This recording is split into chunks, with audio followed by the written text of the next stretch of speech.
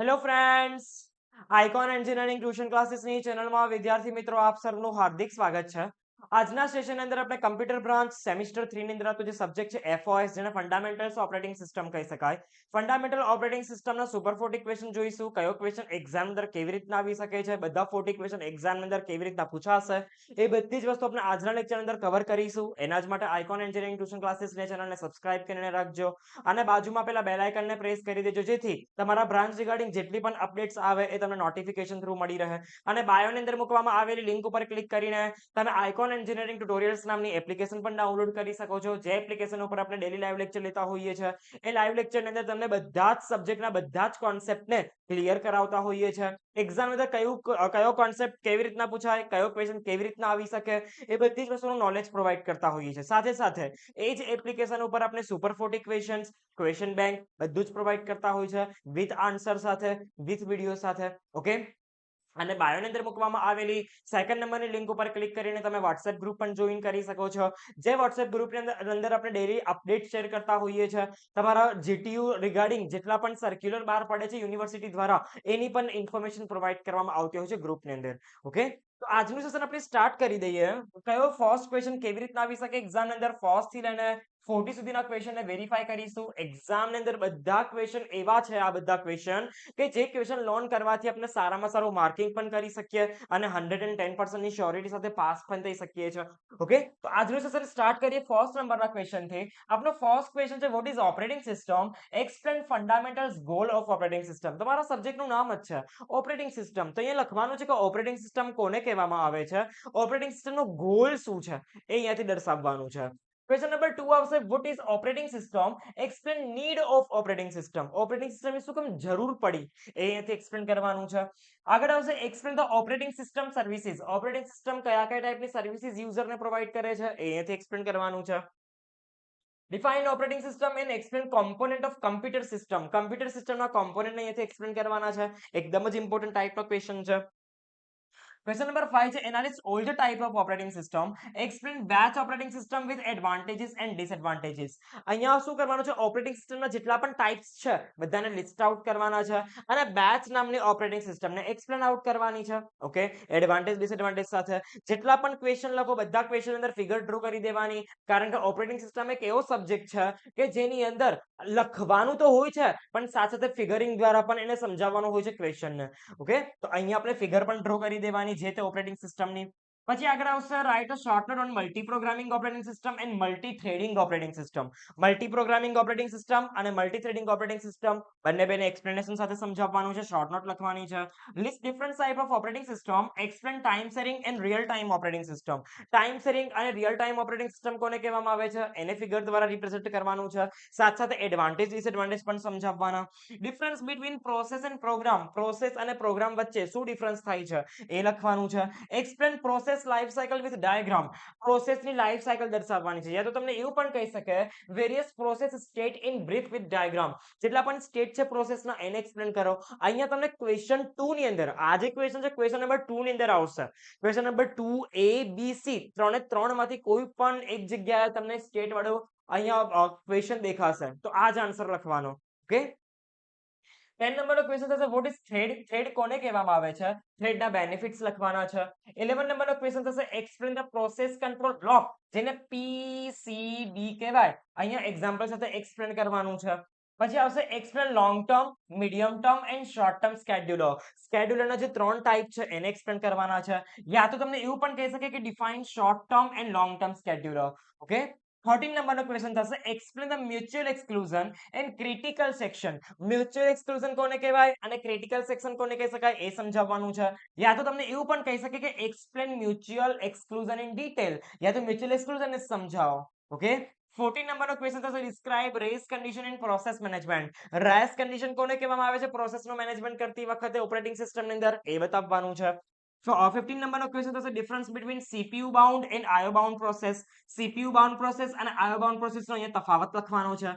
16 નંબરનો ક્વેશ્ચન થશે, define all throughput, turnaround time, waiting time, response time and CPU utilisation કોને કહેવામાં આવે છે, બધાની ડેફિનેશન લખવાની છે. 17 નંબરનો ક્વેશ્ચન થશે, વોટ ઇઝ ડેડલોક? ડેડલોક કોને કહેવામાં આવે છે? ડેડલોકને અકર થવાની 4 જે મેઇન કન્ડિશન છે એ અહીંયાથી એક્સપ્લેન કરવાની છે. ઓકે, આગળનો ક્વેશ્ચન થશે write a shorter on deadlock explain necessary condition for deadlock to occur. આ રીતના પણ કહી શકે કે ડેડલોક કોને કહેવામાં આવે છે, ડેડલોકને અકર થવાની કન્ડિશન અહીંયાથી એક્સપ્લેન આઉટ કરીને સમજાવો. ઓકે, ક્વેશ્ચન નંબર 18 થશે ગીવ ધ ડેડલોક કેરેક્ટરિસ્ટિક્સ. ડેડલોકના કેરેક્ટરિસ્ટિક્સ લખવાના છે અને ડિસ્ક્રાઇબ કરવાનું છે કે ડેડલોક પ્રિવેન્ટેશન કોને કહી શકાય અને ડેડલોક અવોઇડન્સ કોને કહી શકાય. યા તો તમને એવું પણ કહી શકે કે define explain deadlock avoidance, deadlock detection and deadlock recovery કોને કહેવાય, આ લખવાનું છે. યા તો તમને એવું કહી શકે કે explain deadlock detection and recovery, બંને બેને એક્સપ્લેન આઉટ કરીને સમજાવવાનું છે. ઓકે, હવે એક્ઝામની અંદર પ્રોસેસના સમ પૂછાય છે. પ્રોસેસ રિગાર્ડિંગ સમ કયા કયા છે, તો અહીંયા એફસીએફએસ નામની અલ્ગોરિધમને યુઝ કરીને આપવામાં આવેલા અરાઇવલ ટાઈમ અને બસ ટાઈમને એફસીએફએસ ની અલ્ગોરિધમ દ્વારા પ્રોસેસનું મેનેજમેન્ટ કરવા માટે ટર્ન અરાઉન્ડ ટાઈમ શોધવાનો છે અને વેઇટિંગ ટાઈમ શોધવાનું કીધેલું છે. અહીંયા તમને એફસીએફએસ ની જગ્યાએ એસજેએફ પણ કહી શકે છે અને આરઆર પણ કહી શકે છે. આરઆર મતલબ રાઉન્ડ રોબિન. ઓકે, અહીંયા તમને એસજેએફ પણ કહી શકે છે અને આરઆર પણ કહી શકે છે. યા તો એફસીએફએસ ની અલ્ગોરિધમ પૂછાય, યા તો એસજેએફ પૂછાય, યા તો રાઉન્ડ રોબિન પૂછાય. ઓકે, 19 નંબરનો ક્વેશ્ચન થશે give the difference between logical address and physical address. Logical address અને ફિઝિકલ એડ્રેસનો તફાવત શું થાય છે એ લખવાનું છે. 20 નંબરનો ક્વેશ્ચન થશે વોટ ઇઝ સ્વેપિંગ. સ્વેપિંગ કોને કહેવામાં આવે છે એને એક્ઝામ્પલ સાથે એક્સપ્લેન કરો, ડાયાગ્રામ ડ્રો કરવાનો ભૂલવાનું નહીં. ઓકે, યા તો તમને એવું પણ કહી શકે સ્વેપિંગ કોને કહેવામાં આવે છે, બ્રીફલી એક્સપ્લેન કરી આપો. યા તો તમને એવું પણ કહે કે શોર્ટ નોટ લખો સ્વેપિંગ ઉપર. ઓકે, ક્વેશ્ચન નંબર 21 થશે explain multi programming with fix partitions with figure. Fix partitions કોને કહેવામાં આવે છે મલ્ટી પ્રોગ્રામિંગ કરતી વખતે, એ લખવાનું છે. યા તો તમને એવું પણ કહી શકે કે ડાયનામિક પાર્ટીશન ને સમજાવો. યા તો ફિક્સ પાર્ટીશન આવે યા તો ડાયનામિક પાર્ટીશન આવે. આ બંને બી તમને એકબીજાની ઓરમાં જોવા મળશે. Very and very most important question. યા તો તમને એવું પણ કહી શકે કે ડાયનામિક પાર્ટીશન્સ એક્સપ્લેન કરો, યા તો સ્ટેટિક યા તો ડાયનામિક, બંને બેમાંથી કોઈ એક હશે ને હશે. 22 નંબરનો ક્વેશ્ચન થશે write a short note on fragmentation. Fragmentation કોને કહેવામાં આવે છે એક્સપ્લેન આઉટ કરીને સમજાવવાનું છે, મતલબ શોર્ટ નોટ લખવાની છે. શોર્ટ નોટ લખવાની છે તો ફ્રેગમેન્ટેશનના ટાઇપ્સ પણ મૂકી દેવાના. Okay, give the difference between external fragmentation and internal fragmentation. internal fragmentation અને external fragmentation નો શું ડિફરન્સ થાય છે એ લખવાનું છે. 24 નંબરનો ક્વેશ્ચન થશે write a shorter on memory reallocation and protection. મેમરીનું રીલોકેશન કરવું એટલે શું અને મેમરીને પ્રોટેક્શન પ્રોવાઈડ કરવું એટલે શું, એ અહીંયાથી એક્સપ્લેન આઉટ કરીને સમજાવવાનું છે. Write a shorter on paging. Paging કોને કહેવામાં આવે છે મેન મેમરીનું મેનેજમેન્ટ કરતી વખતે, એ લખવાનું છે. Explain address translation in paging. પેજિંગની અંદર એડ્રેસનું ટ્રાન્સલેશન કરવાનો મતલબ શું થાય એ દર્શાવવાનું છે. 27 નંબરનો ક્વેશ્ચન થશે what is paging. Explain TLB with diagram. TLB with diagram મતલબ ટીએલબી ને સમજાવવાનું છે ફિગર સાથે. 28 નંબરનો ક્વેશ્ચન થશે write a shorter on segmentation. Segmentation ઉપર શોર્ટકટ લખો એવું કહી શકાય છે. Explain address translation in segmentation. Segmentation શું કહેવામાં આવે છે અને સેગમેન્ટેશનની અંદર એડ્રેસનું ટ્રાન્સલેશન કરવાનો મતલબ શું થાય એ અહીંયાથી એક્સપ્લેન આઉટ કરીને સમજાવવાનું છે. Explain various attributes of file. ફાઇલની અંદર કયા કયા ટાઈપના એટ્રીબ્યુટ્સનો યુઝ કરવામાં આવતો હોય છે એ લખવાનું છે. Explain various file operation in detail. File ઉપર કયા કયા ટાઈપના ઓપરેશન આપણે પરફોર્મ કરીએ છીએ અહીંયાથી લખવાના છે. 32 નંબરનો ક્વેશ્ચન થશે various file types with their extension. હવે અહીંયા તમારો ક્વેશ્ચન ચેન્જ પણ કરી શકે છે. લિનક્સ ની અંદર કયા કયા ટાઈપની ફાઇલ સપોર્ટ કરતી હોય છે એ એક્સટેન્શન સાથે લખો તો પણ આ જ આન્સર આવશે. આ જ ક્વેશ્ચન કહેવાશે. Okay, explain physical structure of hard disk. Hard disk નો ફિઝિકલ સ્ટ્રક્ચર ડ્રો કરીને સમજાવો. ઓકે, એવું પણ કહી શકે છે.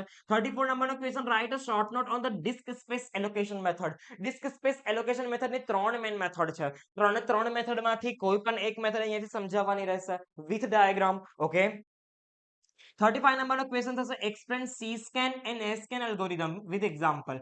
ડિસ્ક શેડ્યુલિંગ એલ્ગોરિધમ કહી શકાય. એ સ્કેન અને સી સ્કેન ને શું કહેવામાં આવે છે તો ડિસ્ક શેડ્યુલિંગ એલ્ગોરિધમ તરીકે ઓળખવામાં આવે છે. એને અહીંયા એક્સપ્લેન કરવાની છે. Explain features of Linux operating system. Linux નામની ઓપરેટિંગ સિસ્ટમ કયા કયા ફીચર્સ પ્રોવાઈડ કરે છે એ લખવાનું છે. 37 નંબરનો ક્વેશ્ચન થશે explain the Linux architecture. Very and very most important, દરેક એક્ઝામ અંદર પૂછાયેલો ક્વેશ્ચન. લિનક્સ નું આર્કિટેક્ચર એક્સપ્લેન કરવાનું છે.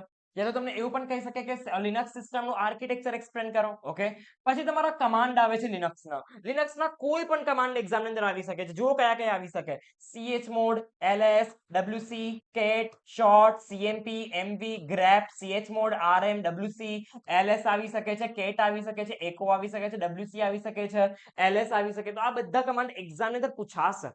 ઓકે, સિન્ટેક્સ અને એક્ઝામ્પલ સાથે એક્સપ્લેન કરવાનું રહેશે. ઓકે, 39 નંબરનો ક્વેશ્ચન થશે write a shell script to find the maximum out of 3 numbers.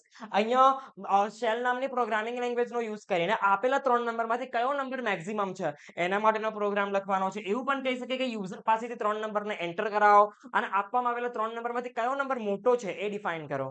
Okay, write a shell script to find the factorial of given number. આપવામાં આવેલા નંબરનો ફેક્ટોરિયલ કાઢવા માટેનો પ્રોગ્રામ શેલ સ્ક્રિપ્ટનો યુઝ કરીને લખવાનો રહેશે. પછી write a shell scripting to generate and print Fibonacci series. Fibonacci સિરીઝને અહીંયાથી પ્રિન્ટ કરવાની છે. Write a shell script to read 5 number from the user and print its sum and average. User પાસેથી 5 નંબરને એન્ટર કરવાના, એનો સમ કરવાનું અને એનો એવરેજ કાઢવાનું. શેલ સ્ક્રિપ્ટ માટેનો પ્રોગ્રામ આ રીતના પણ એક્ઝામની અંદર આવી શકે છે. ઓકે, બધા જ question very very most important ટાઈપના છે. આના આન્સર તમને આઇકોન એન્જિનિયરિંગ ટ્યુટોરિયલ્સ અને તમારા બ્રાન્ચ રિગાર્ડિંગ કોર્સ ની અંદરથી ઇઝીલી મળી રહેશે. તમે જે સેમિસ્ટરમાં હો અને જે તમે બ્રાન્ચ ની અંદર ભણતા હો, મતલબ કમ્પ્યુટર સેમિસ્ટર 3 ની અંદર ભણતા જેટલા પણ સ્ટુડન્ટ્સ છે એ બધા જ સ્ટુડન્ટ્સ આઇકોન એન્જિનિયરિંગ ટ્યુટોરિયલ્સ નામની એપ્લિકેશનની અંદર જઈને તમારા કોર્સની અંદરથી તમે આના આન્સર સાથેની પીડીએફ મેળવી શકો છો અને તમારી જીટીયુ માટેની એક્ઝામ સ્ટાર્ટ કરી શકો છો. Thank you guys for watching this video.